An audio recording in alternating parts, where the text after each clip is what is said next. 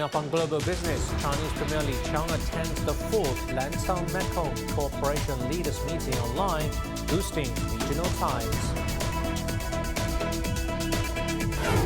China waives tariffs on 98% of taxable products from 6 African countries, bringing the number of African nations receiving zero tariff treatment to 27. And despite falls in headline inflation, predictions for Christmas consumer spending in 2023 remain downbeats in Europe. Welcome to this edition of Global Business. I'm Zhu Jifeng in Beijing. Chinese Premier Li Qiang took part in the 4th Lancang-Mekong Cooperation Leaders Meeting via video link on Monday. He co-chaired the meeting with Myanmar leader Min Aung Hlaing. Leaders of the Cambodia, Laos, Thailand and Vietnam also attended the video conference. The Lancang-Mekong Cooperation Mechanism was launched 7 years ago.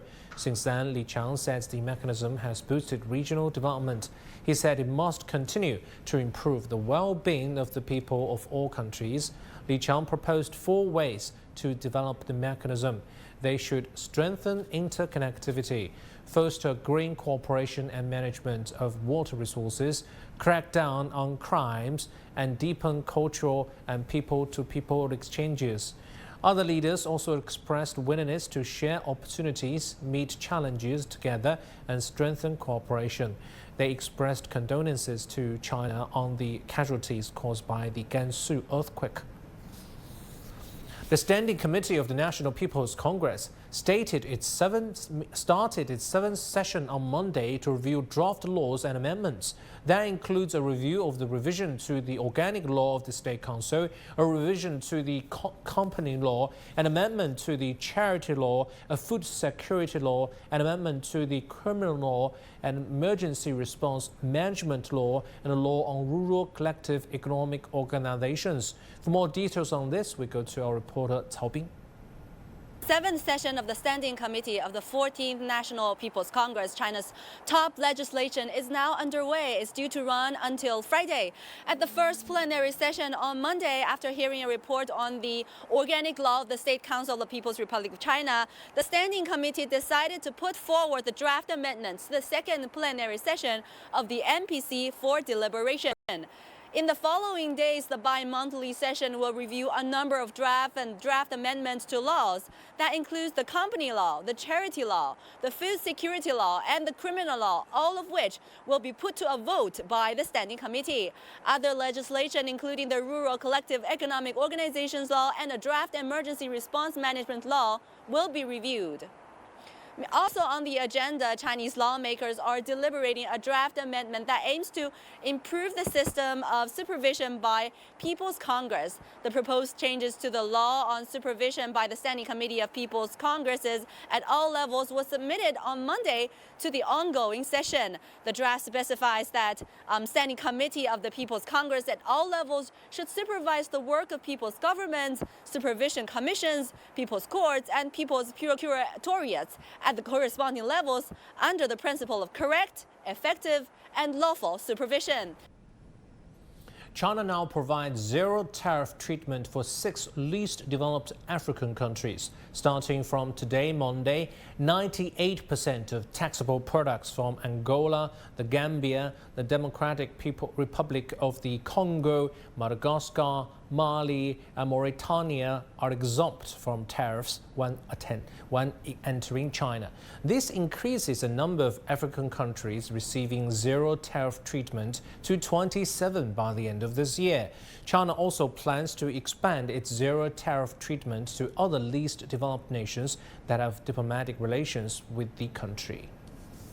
One of the most direct benefits of expediting trade is a shorter transport time. You may find it hard to believe how much, or rather how little time it takes for a bouquet of flowers to travel from Kenya to China.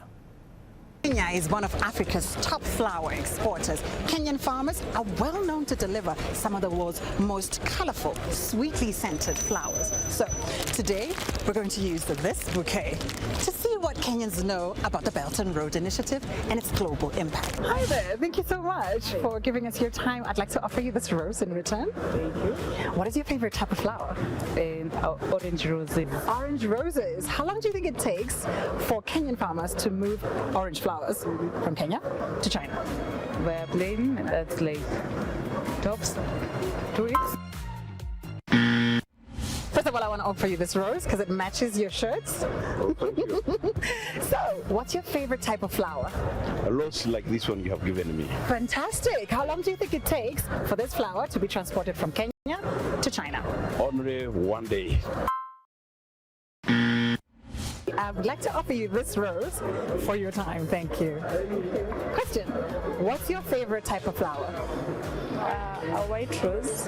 White roses. Fantastic. How long do you think it takes for a Kenyan farmer to send white roses all the way to China? 17 hours. Exactly! 17 hours. Isn't that short? Yeah, pretty. Pretty short. That's because of the Green Channel. The Green Channel is a platform that the Chinese government has provided for African countries so they can expedite clearing processes before they export their products to China.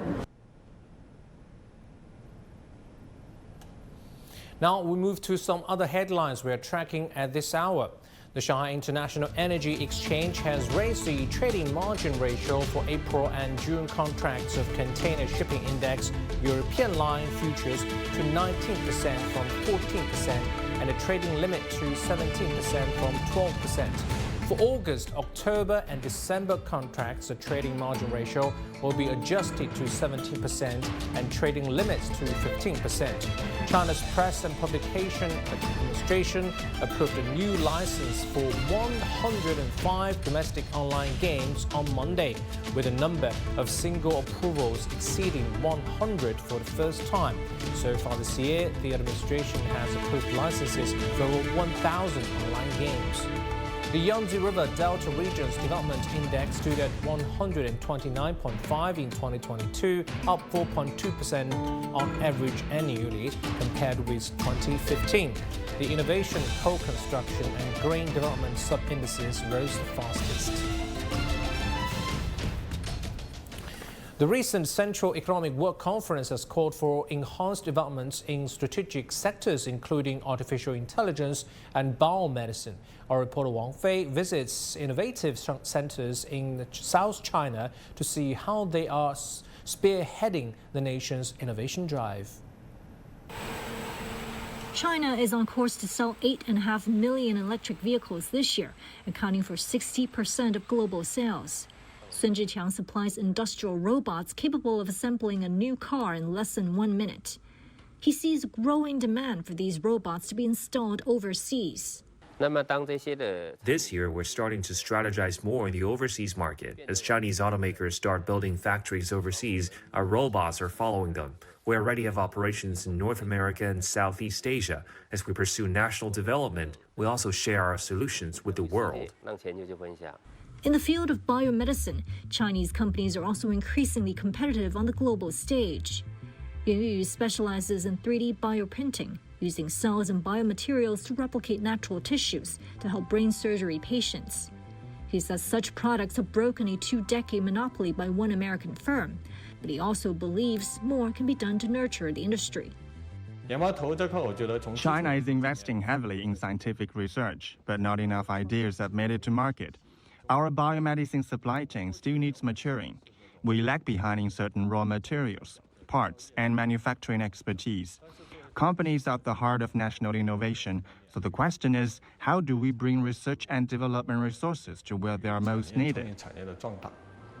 In 2023, the World Intellectual Property Organization selected 3 of China's science and technology clusters in the global top 5. The Shenzhen Hong Kong Guangzhou cluster is a regional leader in terms of technology transfers.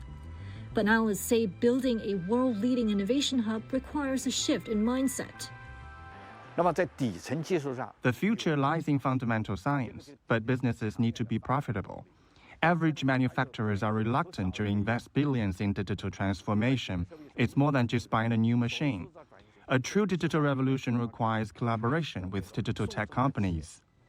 Tech giants Huawei and Tencent, both native to Guangdong, are part of the national push for self-sufficiency amid U.S. export controls. China has also identified more than 12,000 specialized small and medium firms this year, known as little giants. The little giants must operate in critical industries such as semiconductors, software, and artificial intelligence. Officially recognized firms receive subsidies, tax cuts, and other national grants.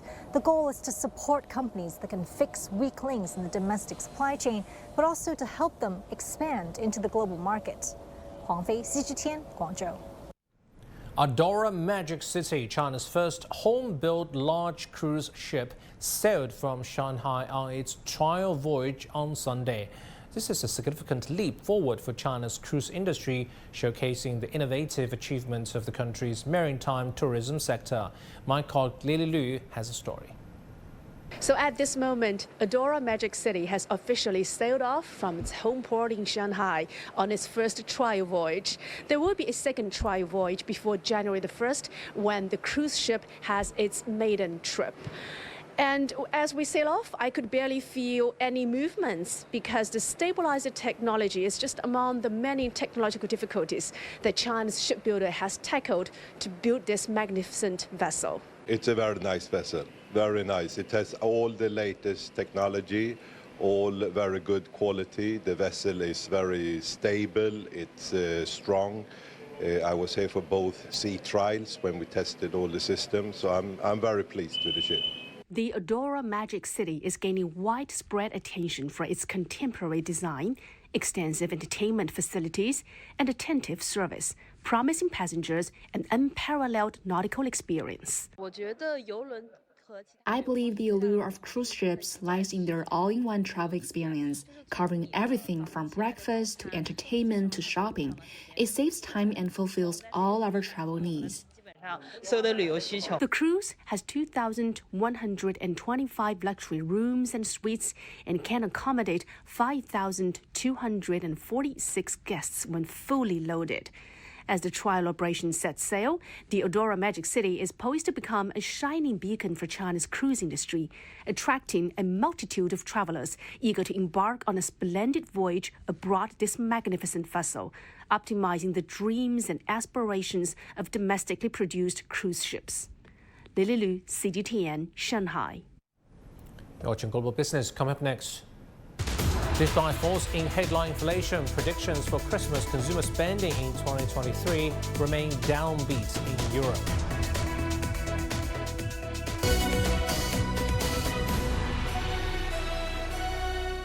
The world economy as we know it is about to change. Global business reports highlight emerging markets, developing countries, and dynamic sectors worldwide. We feature top analysts and newsmakers to provide perspectives on every facet of business. From an on-the-ground perspective, we provide you with balanced and objective assessments. Fast, sharp, and insightful. Global Business, only on CGTN.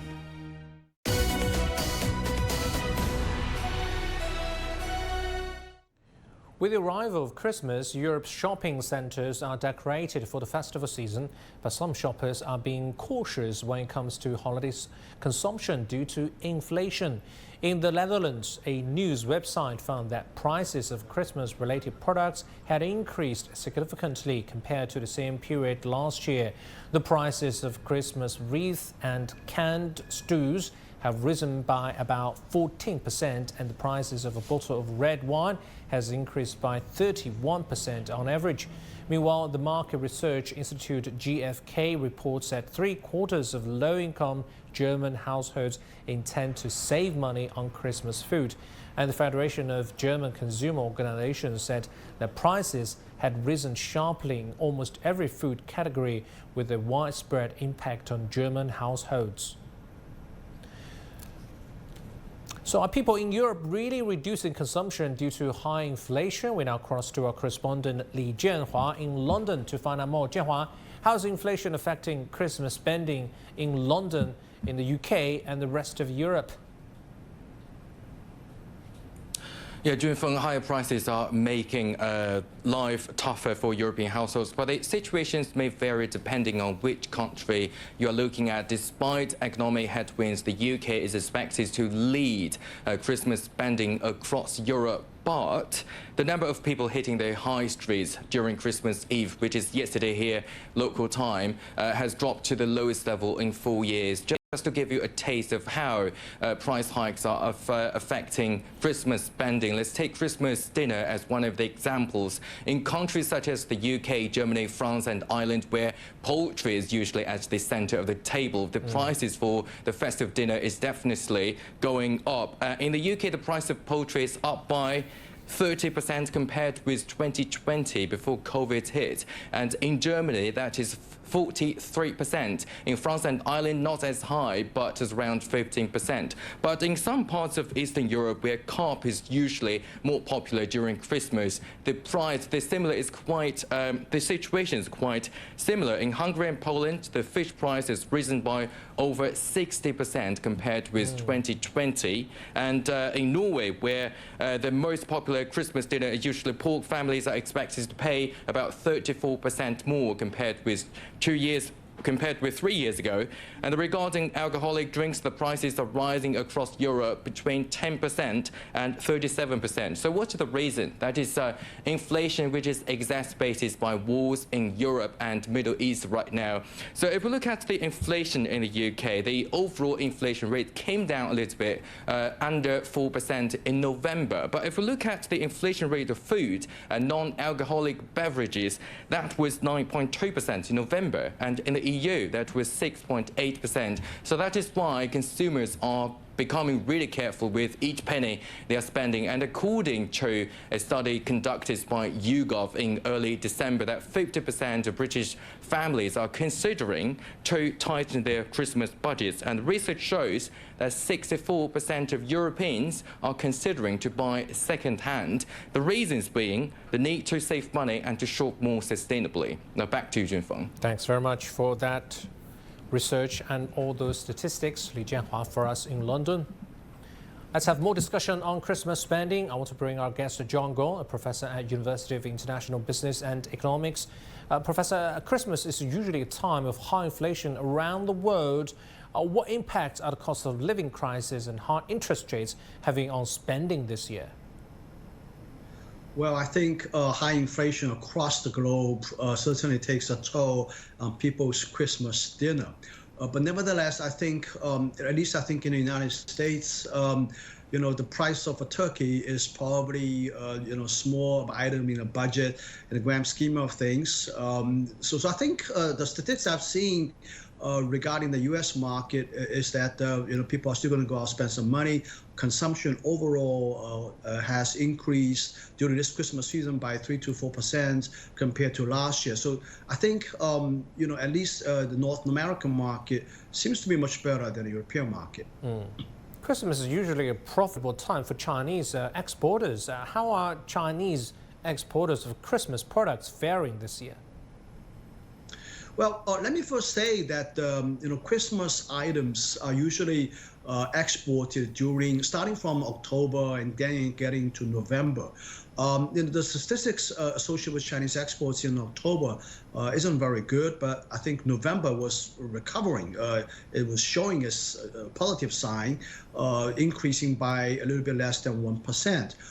So I think, from exports perspective, we're seeing a mixed bag of things, a mixed bag of picture.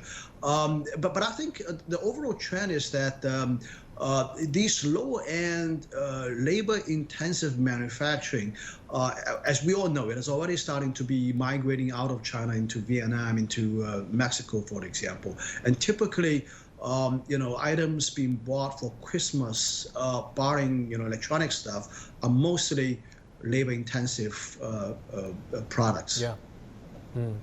So Christmas has been there celebrating for so many years. Are there any trends for the young people? How are the consumption habits of young people changing and affecting demand?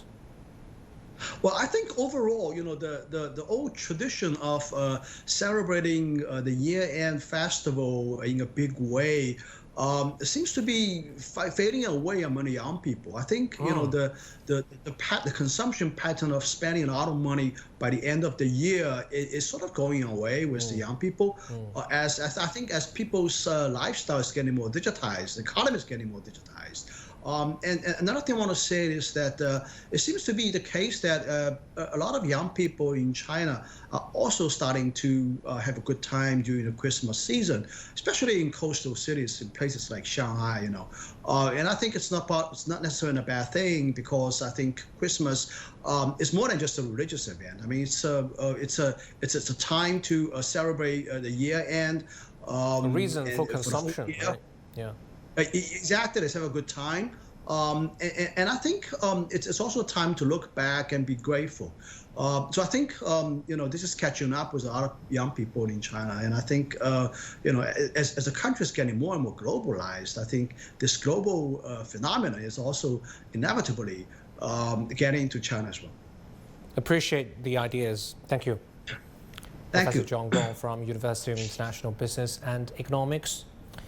Now, Palestinian celebrations of Christmas have been overshadowed by Israelis' destruction of Gaza, attacking in the Western Bank. Bethlehem, where Christians believe Jesus Christ was born, is suffering one of its bleakest holiday seasons ever. CDTN's Feng Yilei reports. No festive lights, no colorful parade or soaring Christmas tree at the birthplace of Jesus in Bethlehem. Instead, the mood is somber.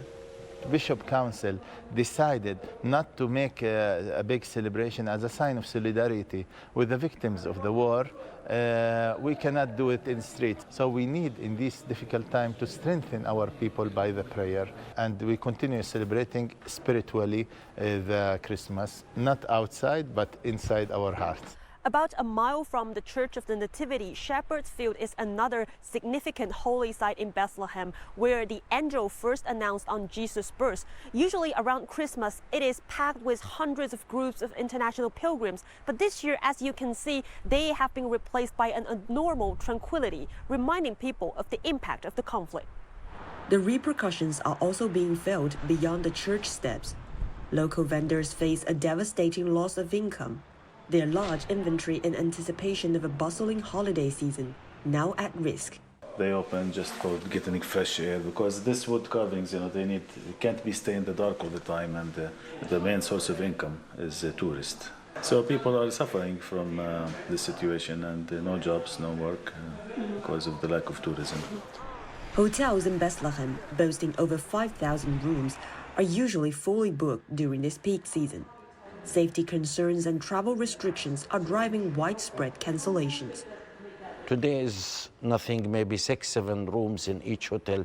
More than half is closed. It's cheaper for them than they open, because if they are open, they need some 4 or 5 employees and they didn't get their money. While a few tourists are still arriving, they remain wary. Everywhere in Israel also here. It's not stable. Quiet. It's not quiet. We don't know what is happening. Authorities say more than 70% of the local economy is tied to tourism. They estimate a loss of about $200 million by year's end in some sectors. It's about the aggression against our people in Gaza Strip. Since that time, the tourism sector was stopped. Even if we continue with having these celebrations, I believe that we will receive 0 visitors, because West Bank under military closure, and Bethlehem is isolated now than other Palestinian cities. Bethlehem's Christmas festivities have traditionally mirrored the state of Israeli-Palestinian relations. It's widely believed economic recovery can only come with the arrival of real peace. Feng Yilei, CGTN, the West Bank. Moving on to some other headlines we're tracking at this hour. Denmark shipping giant Maersk said on Sunday it will resume operations in the Red Sea and Gulf of Aden. The decision came after a multinational security initiative deployed its force against Houthi attacks. Thailand's export rose at a slower pace in November, missing expectations. The country's Commerce Ministry said on Monday that exports will experience a mild slide before rising next year. Bank of Japan Governor Kazuo Ueda said on Monday that the chance of achieving the bank's inflation target was rising and it would consider changing policy if prospects of achieving 2% target increase sufficiently. Brazil has seen a dramatic increase in its homeless population with a significant spike over the past decade. The government has announced a national plan which will allocate around $200 million to address the problem. Paulo Cabral has this in São Paulo. Tents used by the homeless are a common sight in downtown São Paulo, Brazil's biggest city. City authorities allow the people to set them up at night, but they have to move early in the morning before São Paulo's janitorial teams arrive to clean up the area for the day. It's a tough life on the streets. Some people help us with money, food, or donations, but there are others that simply ignore us, that treat us like garbage, like monsters. And figures recently released by the federal government show the number of people living on the streets grew tenfold in the last decade, reaching more than 227,000 in 2023. The issue of the homeless population is very much linked to the city's economic process. In a city with a poor economy, there are more poor people. We already had a bit of this scenario in the pre-pandemic process, but then came a pandemic that intensifies this process. Social workers say during the pandemic the figures not only spiked, but the profile of the street population also changed. The number of families increased, the number of women, the number of people with disabilities, the number of children. Before, they were always men between 30 and 40 years old. It's degraded life condition without access to basic rights, with a high level of food insecurity and, above all, founded on the absence of a more structured policy for access to housing and housing policy. The Brazilian federal government recently launched the Visible Streets Plan, which aims to invest around $200 million in programs designed to support the homeless. This initiative includes social assistance measures like food and health care, but it goes beyond that. It also focuses on creating long-term improvements in the lives of this population. The plan announced by President Luiz Inácio Lula da Silva involves 11 government offices, coordinated by the Human Rights Ministry. There is nothing more degrading in human life than someone who has nowhere to live. They don't have something I like to call a nest. There are so many empty buildings around here. There's one here, one there, one over there, and nobody does anything. There's a lack of more love for the population. A lack of more love for the population. More love, you know? Officials say short and long-term solutions are essential not only for the homeless, but for society. Paulo Cabral, CGTN, São Paulo. With that heavy story, we wrap up this edition of Global Business. I'm Judy Feng in Beijing. Thanks for watching. CGTN will continue with more news and views. Stay with us.